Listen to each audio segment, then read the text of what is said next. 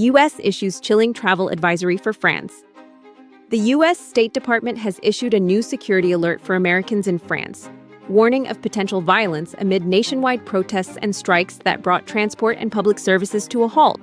Strikes and protests are taking place across France. Public transport is significantly impacted, especially in the Paris metro area, and some schools are closed. Drivers may be impacted by road blockages, and there may be disruptions of other means of transportation, including flights, trains, and taxi services, the alert stated in a notice shared on X and the department's website.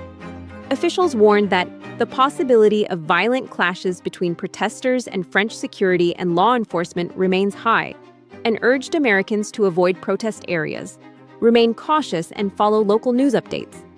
The demonstrations were sparked by widespread opposition to President Emmanuel Macron's proposed budget cuts and social welfare freezes. Labor unions that called the strikes argue that the measures would disproportionately harm low-paid and middle-class workers, who are already struggling with rising living costs.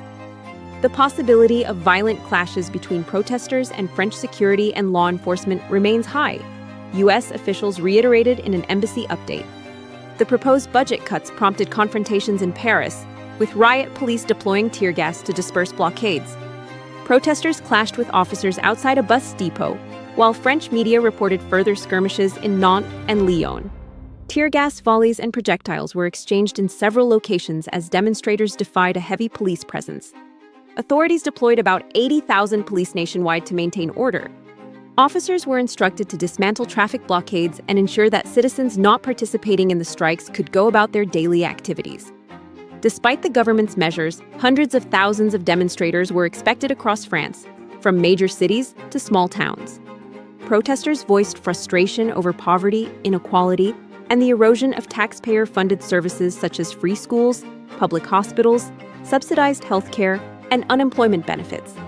Opponents of Macron's economic approach argue that his business-friendly policies have favored the wealthy while undermining the social safety net that has long been cherished in French society. Left-wing parties and their supporters argue that instead of cutting spending, the government should require the wealthy and corporations to contribute more to ease France's debt burden. For Americans in France, the State Department's latest advisory serves as a reminder of the risks associated with travel during periods of civil unrest. Citizens were told to exercise heightened vigilance, avoid demonstration zones, and remain alert to the evolving situation.